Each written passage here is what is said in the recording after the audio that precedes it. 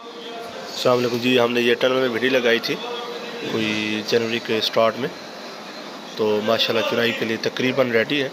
Variety है जी मंग, company है जी अर्कन सीड। तो माशाल्लाह बहुत अच्छी जो है ना इसकी समझ लें कि कलर जो है ना वो उसने बहुत खूबसूरत है और इंशाल्लाह बहुत अच्छी चुनाई के लिए तकरीबन ये तैयार होने को है। ये आप देख सकते हैं फूल गिरा चुके हैं इसने जुताई।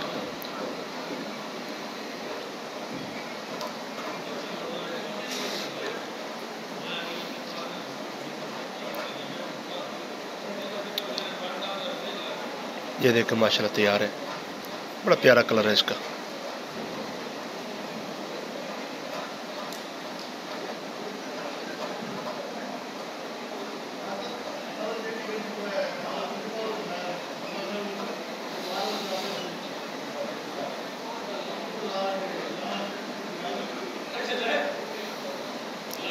अभी हमने इसको इंशाल्लाह ताला पानी देना है। इसकी फ्लावरिंग माशाल्लाह बहुत अच्छी है, इसकी बहुत प्यारी फ्लावरिंग ली हुई है इसने।